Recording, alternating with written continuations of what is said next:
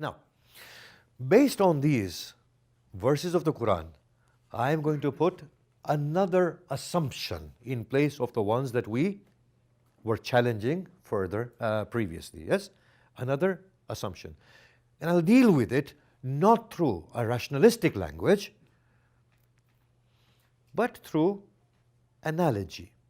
Quran, after all, calls its verses signs, so that we can individually relate to it. Let us therefore, in the same way, construct an analogy that would then allow us to think, does this make more sense or not? And also leaving us with further fundamental questions that we need to go through slowly and gradually. Right. Let us construct a scenario. There is a young person in a village. There is a very benevolent person in that same village. And this will also be an insight into punishment and reward, the questions that we've been posing. This young person wants to educate themselves.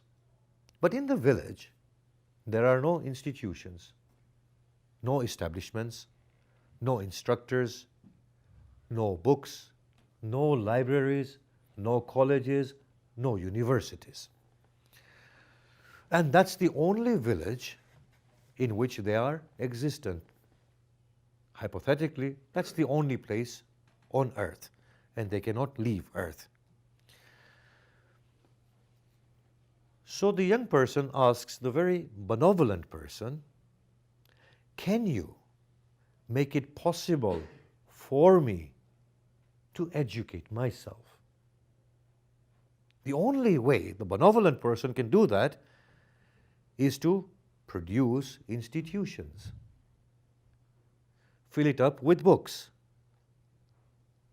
from primary education to universities and graduation, to bring in variety of instructors. This benevolent person, he says, aren't you better off this way? He says, no, I want to educate myself. Listen to this analogy very carefully. So this benevolent person goes out of his way, gradually creating, building institutions that would direct the course of education for this child.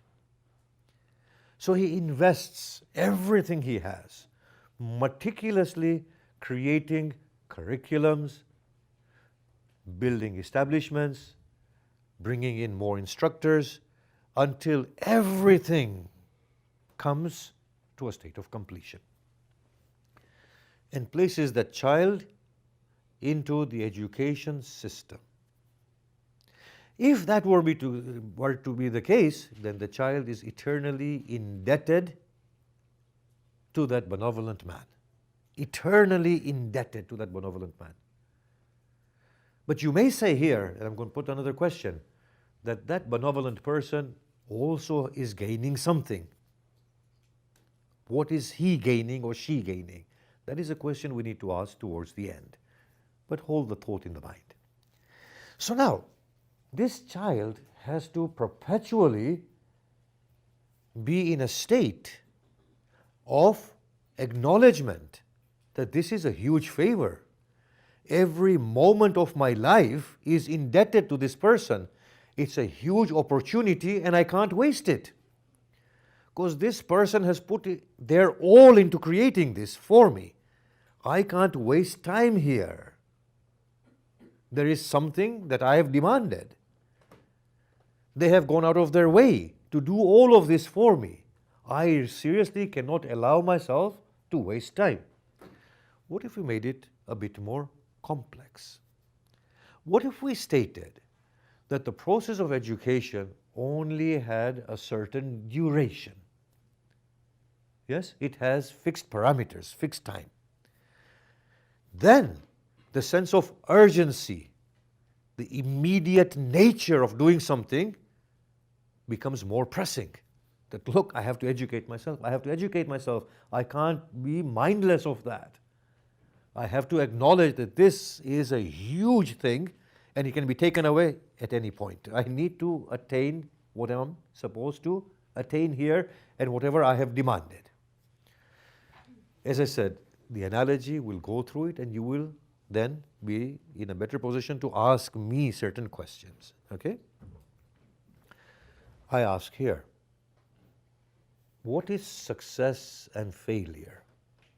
What is reward and punishment in the context of this child who has demanded to be educated, for whose sake everything has been created, now he is in there? What is success, failure, reward, punishment? We can think of it in a variety of ways. So, okay, well, if I graduate, I will make $400 million a year. If I don't graduate, I will make nothing. I'll be working for others. That's one way of looking at it. But then I ask a further question. What makes that person eligible for earning $400 million? Is it the $400 million that is the real reward?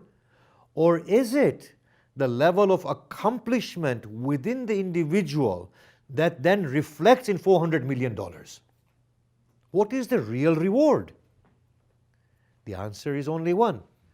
The real reward is the individual itself, him or herself. If the individual actualizes all that learning, then that is the reward already attained. Finish. And then that reflects itself as 400 million or 500 billion. 400 million and 500 billion is arbitrary, is secondary. It's not important. What is important is that the student has come of age, has actualized all that beautiful knowledge and is able to put it into practice. So the real reward is what? Is the individual themselves. What is damnation? The real damnation is that individual not actualizing their own potential. So reward is the individual. The damnation is the individual. So in this analogy, what is at stake is the individual. It's all about the individual. There is no paradise beyond the individual. Of course, there is something like paradise. There is something like hell. But the level of enjoyment in paradise is contingent to the way the individual perceives paradise. There is hell, but the level of damnation is contingent to the individual. Otherwise, the fourth Imam would not say, yes, that if hell is the only path leading to you, then I will embrace its flames with a smile. His attitude towards hell is very different. Or the first Imam would not say, "O Lord, even if I were to bear the inferno, how will I bear separation from Thee?" It's all to do with how we are inside. So paradise is the individual. Hell is the individual. I don't want to push it more than this for now, and we'll discuss a bit more afterwards. But this is the story that appears from the Quran, and for me, that is directly hitting at our intuition. I will definitely say this, "Oh Lord, is there nothing beyond paradise? Is there nothing more profound than paradise? Is that all? Is it as lame as this? Is there nothing more to it?" That is the inner truth crying out. And these verses seem to be feeding this real truth inside.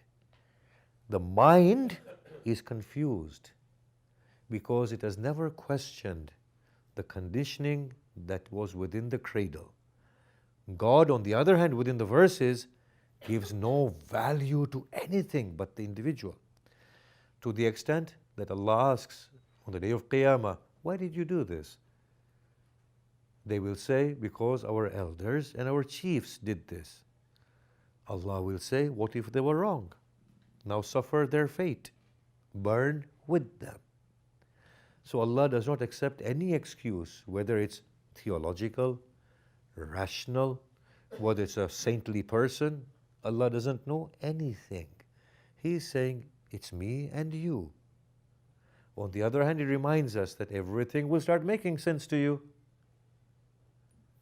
And something is prodding away at you right now within yourself to start make sense of things. So now, I ask you here at this level a rational question. What is the purpose of life? Intuitively and rationally, the answer is available. If I were to bury a seed inside the ground, the purpose of that seed would be to tear itself apart, to allow itself to sprout into a young plant, to allow itself to become a tree, stretch out its hands and become branches, and give itself in fullest manifestation and produce fruit, and then for those fruits to procreate. That's the purpose of a seed. Wonderful. What's the purpose of a conceived ovum? To progress into a fetus. What's the purpose after that? For the baby to start crawling, walking, talking, and then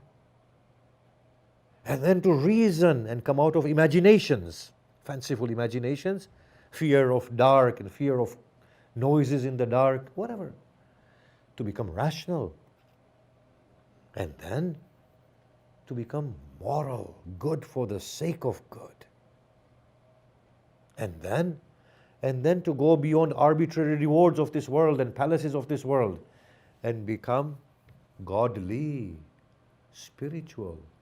For indeed, the greatest might is not in possessing a great army, but it is in embracing fear and learning to go beyond fear. That is the greater might. It is not to possess the billions of this world, but it is to conquer this need of making wealth our means of greatness, and to embrace that there is wealth beyond wealth, an inner state of needlessness to survive with anything. A greater person is one who can live in a palace and live in a hut. It doesn't make any difference. What is the greatest life? A life that embraces death. So these are the only responses that we will come out with. For when you lay me to rest, burn me, let birds eat my flesh, or bury me, whatever you choose. Ask me at that point, Arif, what do you take with yourself into the next life? Because you assume that there is. Is it your wealth? Is it your name? Is it your power? You don't even take your body with you. We are burning it right now. What do you take? You take with you what you have and what you have become. And you want to become godly, because that is the cry from within, and that is how He introduces Himself as the pinnacle of human yearning. So that was just something that I wanted to conclude with in this session, so that people are not left in too much of an ambiguity. And with that, I'll open the floor for any further discussions. I think you have to come here and hold that. Okay, so we're running a little short on time. We'll take maybe one question right now. You want to come to the front?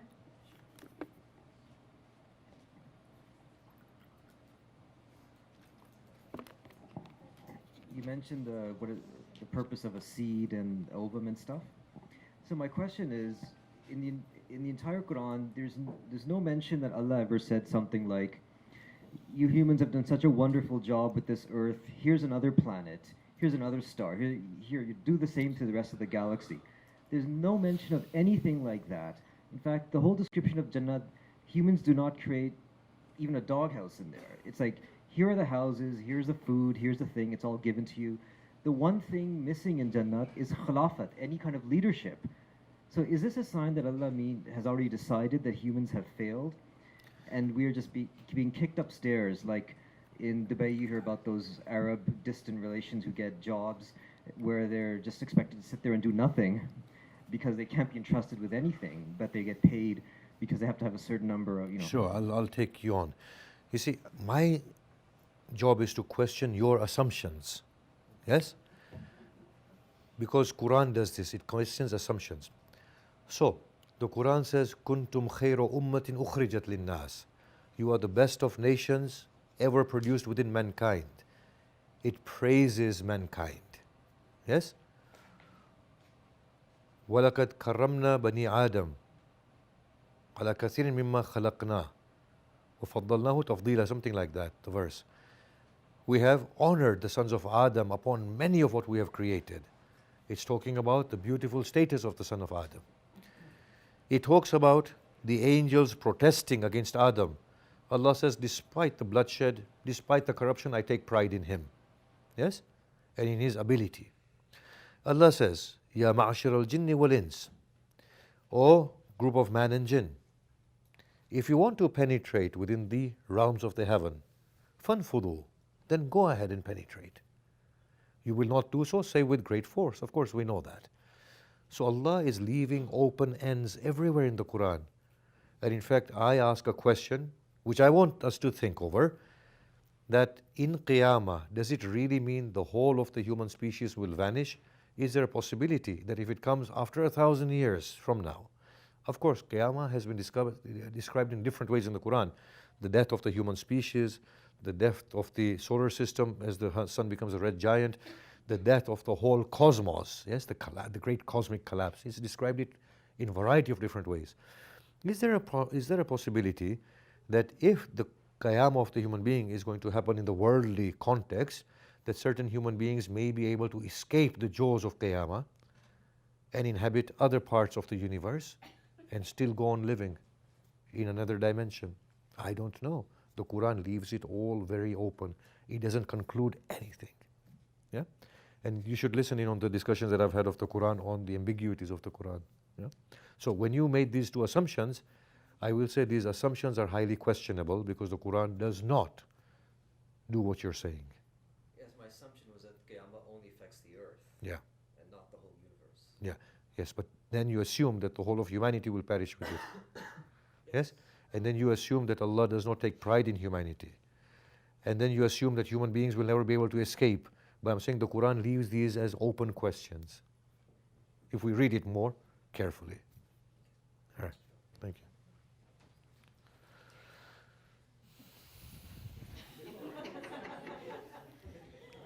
Okay, so it's almost time for Salat time, so we want to just give you a few minutes to prepare for that. But before we go ahead, I want you to look at this painting here, and what do you guys think of this painting? It was actually just painted and brought to us this morning. So it says Bismillah Rahman Rahim, and it's in a Kufic script, and it could be yours. So we're going to be auctioning this painting off after lunch. So come during the break, during lunch, come take a look at it, spend some time, see if you want to have it in your home, and then we'll have the auction after lunch. So and the proceeds to this is going to be going to our Syrian sponsorship fund. For those of you who weren't at the oil program during Muharram, the organization is going to be sponsoring a Syrian family to come to Canada. So we're excited about that, and we're just raising more funds for that program. So I'm going to leave it here with you to just go ahead. The bathrooms, if you want to do wudu, it's at the back. You can do your wudu, and we're going to set up for namaz. It's going to be behind at the back. At the back, there's actually a curtain partition, and I think the women will pray behind the curtain, and the men just in front.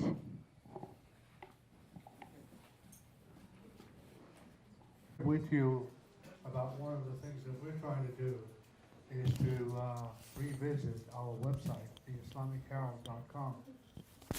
And I think at this point, I just want to acknowledge the one person that has come forward. As you can appreciate, when it comes to technology and the website, the work that is involved and the cost that is involved in there. We were very, very fortunate to have somebody like Hasnain. Would you do me an honor, please, and just stand up? I want everybody to look at you. Hasnain is the one, all right, that is helping us out. And the way he came back to us is that what do we need to do to visit, to making sure that this one here is interactive, it will do what you people are looking forward to. And he says there is a charge.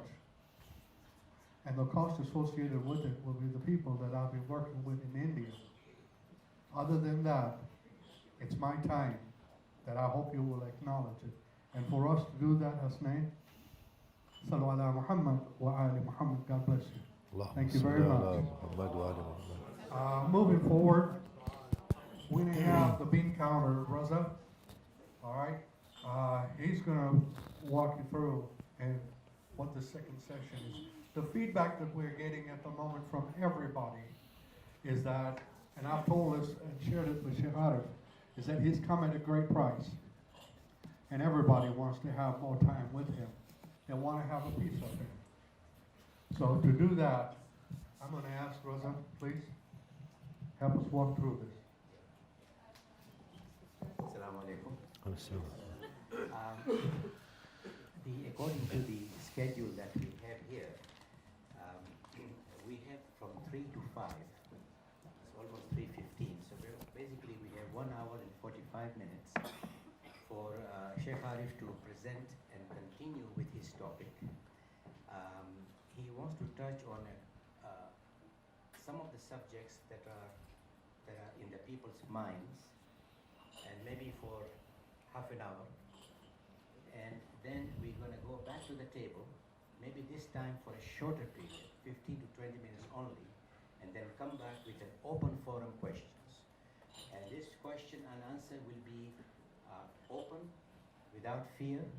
You'll be able to ask, as long on the topic, sorry. You'll be able to ask any question till up to 5 o'clock. And then after that, with the break of 15 minutes, we will have a zikr that you're planning to do from 5:15 to 6:15, and then we break for salat and dinner after that. In the evening, if everybody is interested, we could have an evening activity, or we can all pack and go home to our families. Okay? So, Sheikh Arif, I will ask you to continue with your topic, and hopefully we can take a break for about 20 minutes and discuss on the table. Okay? Thank you.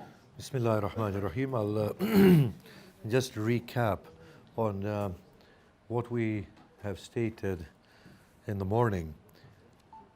We almost concluded that this life is to be taken very, very seriously.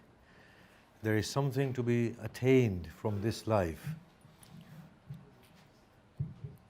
It's a great opportunity. Now, on that note, just bringing to mind the statement of Imam Sadiq Salamullah alayhi, in which he has said, and I'm sure you've heard it, that on the day of resurrection, the greatest tribulation for the sons and daughters of Adam would not be the frightful events of the great cosmic collapse. It would be the realization of the loss of an opportunity, to the extent that they will begin to cry with broken hearts that cannot be described. And when their tears dry up, they will begin to cry tears of blood. It will only be the great mercy of Allah that will usher them on to the next rank of accountability on that day. Otherwise, the greatest torment on that day will be one generated from within the soul, which will be due to the realization of the loss of an opportunity.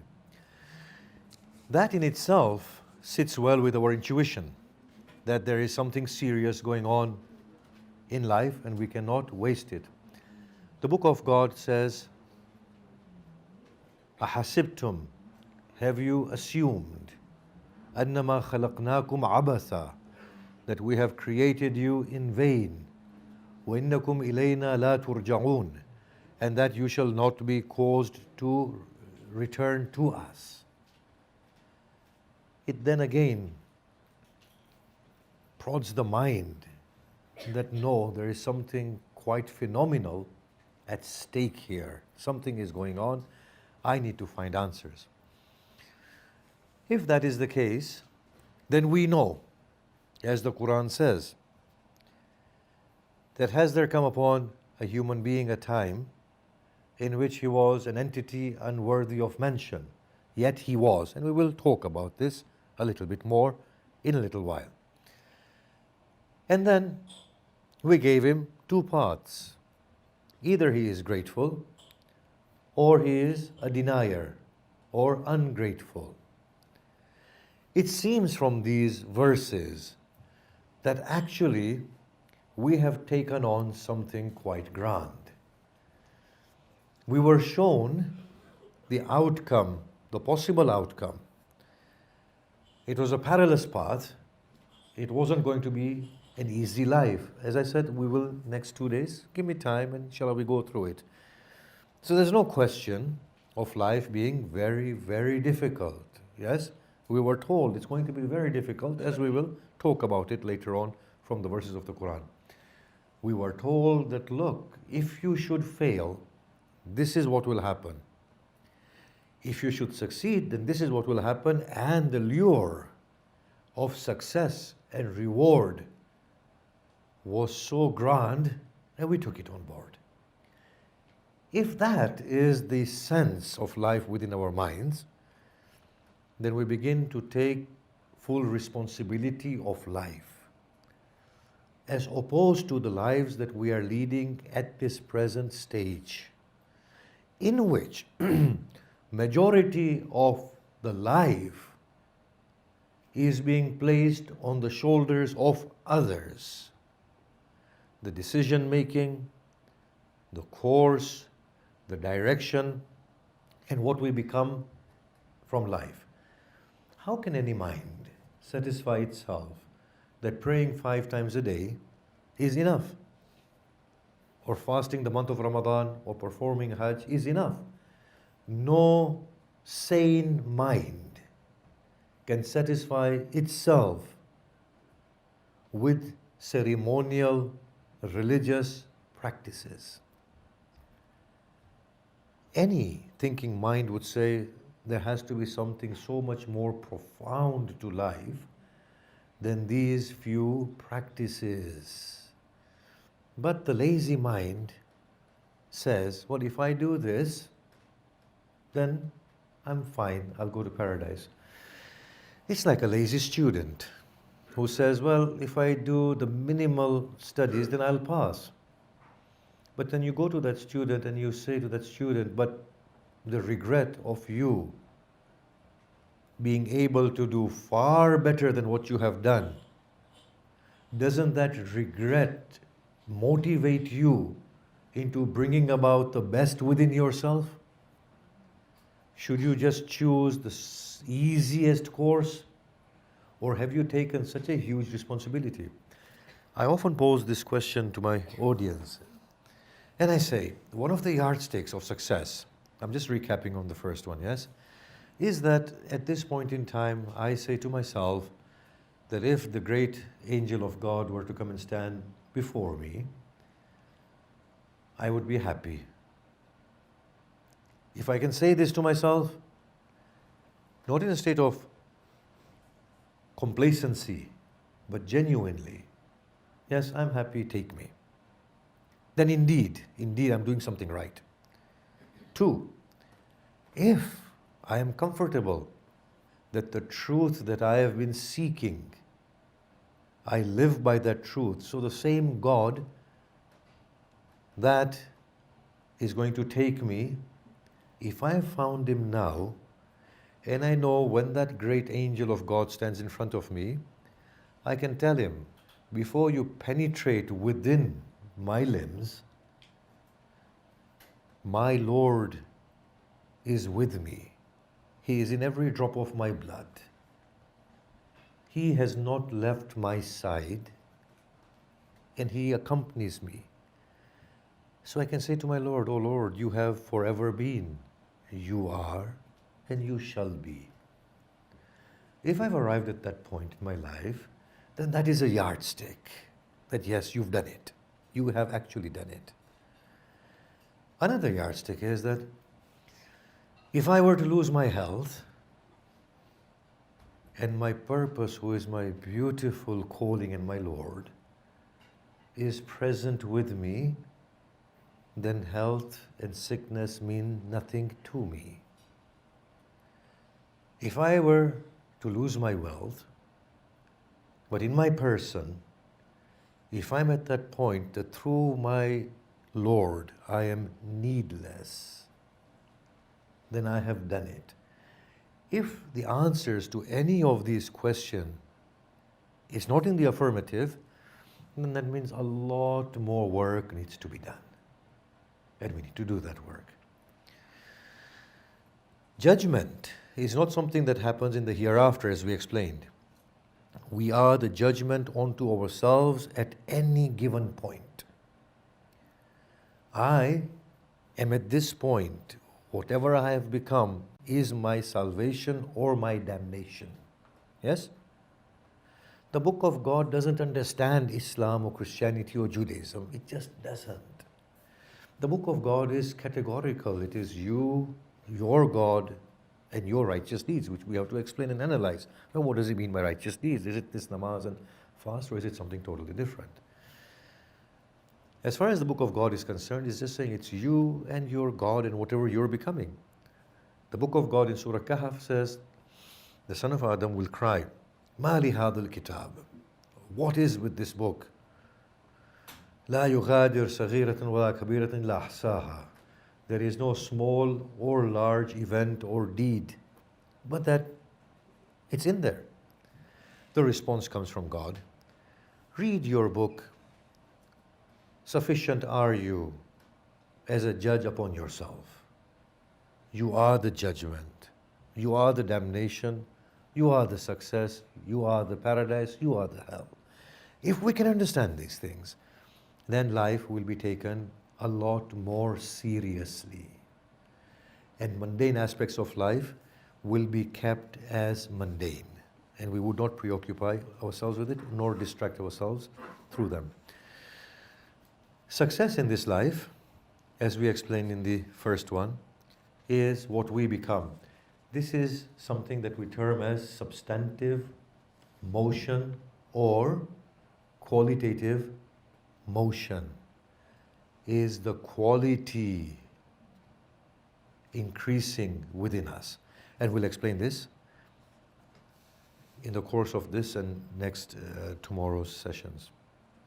Now, we need to then work through another series of questions and assumptions that then lead on from the first discussions, which will then further clarify what we are all about, how our thinking might have gone wrong, and how to tweak it or bring it back to that pedestal where it is productive and gives a wholesome sense of purpose.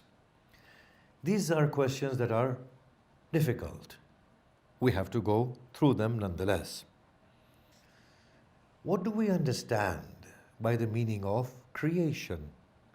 We use this word so often. We are created. We are created. The philosophers use them, and even they are using a packaged, a word with a lot of baggage. Even they don't seem to clarify the word. It's laden with assumptions and presumptions. What do we understand by the word created? What do we understand by whatever we are talking about, life and death? What do we understand by the meanings of life and death? If we were to work into these questions, creation, life and death, you will begin to see, and we will all begin to see, how they are creating a delusional world within our minds, and how they are a point of distraction, and how they deceive us from a real sense of existence. Of course, we'll be looking at the Book of God. The other thing that adds to this delusion is the whole sense of past and future. The past determines our present because we are products of the past according to our heads. And the future is determined by anticipation. So there is no present left. It has been devoured by past and by future. I genuinely want to know what is past, what is future. Is there any such thing as the past? Is there any such thing as the future? If not, then maybe we can arrive at a different understanding of how we ought to exist. If so, then maybe we are right in the way that we are living our lives. So past and future. The other thing that we need to question is, and I know it's going to become a packed out session, is what do we mean by I am, my identity? What do we really mean by all of these things?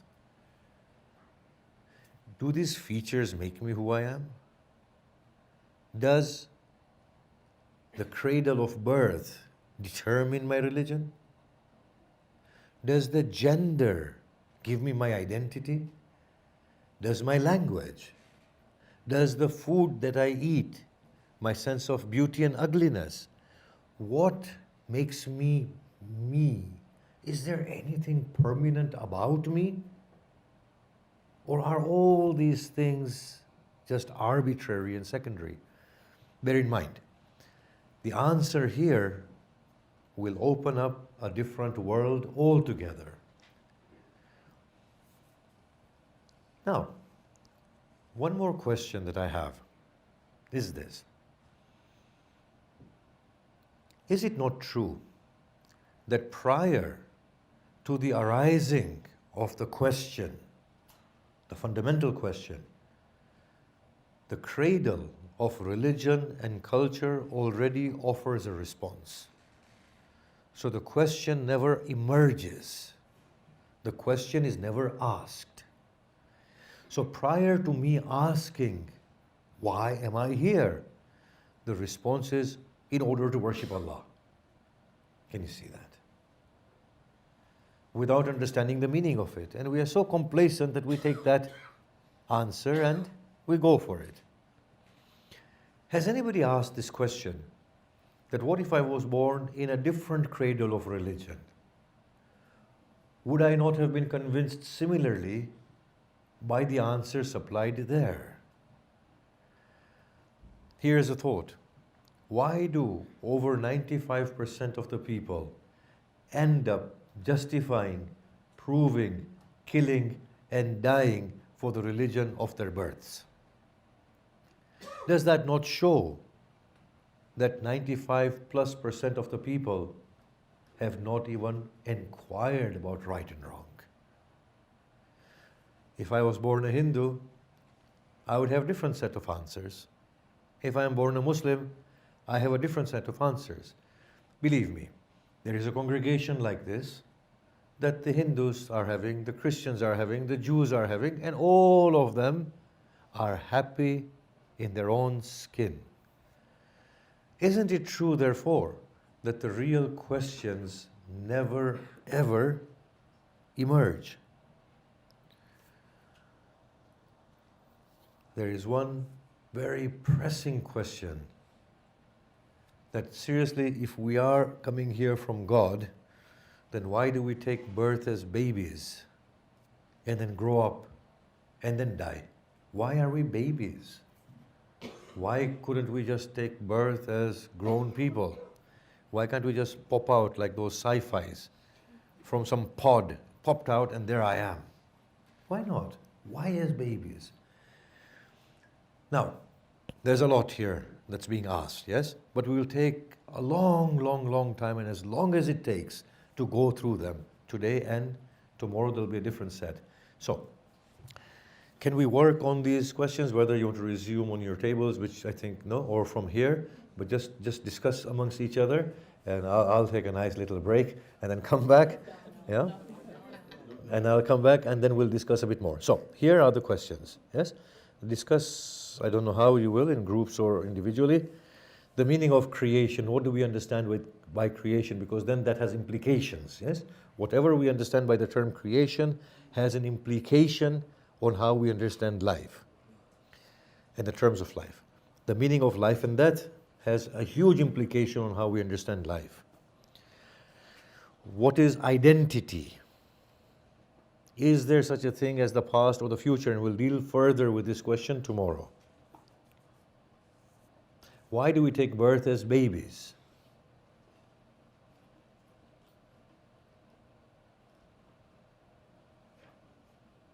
And are we not a product of the cradle of religion and culture that just does not allow us to emerge into the real world? Can you clarify that one? Sorry? Can you clarify that question? Yeah. We are indoctrinated from birth to the extent that whenever that intuitive self raises the question, the answer is already in place. So the madrasa will teach the child there is one God, you are here to worship Him.